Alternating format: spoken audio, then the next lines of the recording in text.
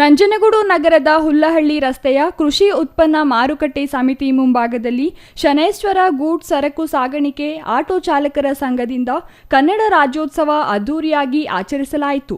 ಈ ವೇಳೆ ಮಾತನಾಡಿದ ಕಸಾಪ ಗೌರವಾಧ್ಯಕ್ಷ ಚಿಕ್ಕರಂಗ ನಾಯಕ, ಕನ್ನಡ ಭಾಷೆ ಪ್ರೌಢಿಮೆ ಹೊಂದಿದ್ದು ಸುಮಾರು 2000 ವರ್ಷಗಳ ಇತಿಹಾಸ ಹೊಂದಿದೆ. ಇತರೆ ಭಾಷೆಗಳಿಗೆ ಹೋಲಿಸಿದರೆ ಭಾಷೆ ಉತ್ಕೃಷ್ಟತೆ ಪಡೆದಿದೆ ಎಂದರು.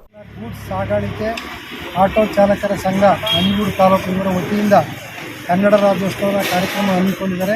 ನಮ್ಮೆಲ್ಲರಿಗೂ ನಾಡಿನ ಎಲ್ಲ ಜನತೆಗೂ ಕೂಡ ಕನ್ನಡ ರಾಜ್ಯೋತ್ಸವ ಶುಭಾಶಯಗಳನ್ನು ಕೋರುತ್ತಾ, ಇವತ್ತು ಏನು ಕರ್ನಾಟಕದಲ್ಲಿ ಇವತ್ತು ಕರ್ನಾಟಕ ಇತಿಹಾಸ ನೋಡಿದಾಗ ಕನ್ನಡ ನಾಡು ನುಡಿ ಹರಿದು ಹಂಚೋಗಿದ್ದಂಥ ನಾಡನ್ನು ಇವತ್ತು 1956 ನವೆಂಬರ್ 1ರಂದು ಕರ್ನಾಟಕ ರಾಜ್ಯ ಅಂತ ಮಾಡಿದ್ರು.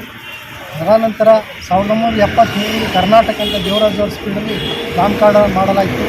ಈ ಕನ್ನಡ ನಾಡಿನಲ್ಲಿ ಹಲವಾರು ರಸ ಋಷಿಗಳು, ಸಾಹಿತಿಗಳು ಮತ್ತು ಕವಿ ಪುಂಗವರು ಮತ್ತು ಎಲ್ಲ ರಾಜ ಮಹಾರಾಜಗಳು ಕೂಡ ಕನ್ನಡದ ನಾಡಿಗೋಸ್ಕರ ನೆಲ ಜಲಗೋಸ್ಕರ ಆಳಿರೋದನ್ನು ನಾವೆಲ್ಲ ನೋಡಿರ್ಬೋದು. 8 ಜ್ಞಾನಪೀಠ ಪ್ರಶಸ್ತಿ ಪಡೆದಂಥ ಈ ಕನ್ನಡ ನಾಡು ಇವತ್ತು ಸಂಪದ್ಭರಿತವಾಗಿ ಇಷ್ಟೆಲ್ಲ ಚೆನ್ನಾಗಿರ್ಬೇಕಾದ್ರೆ ಇವತ್ತು ಕನ್ನಡ ನುಡಿ ಎಲ್ಲರೂ ಈ ಜನಸಾಮಾನ್ಯರ ನಡುವೆ ಕನ್ನಡ ನಾಡು.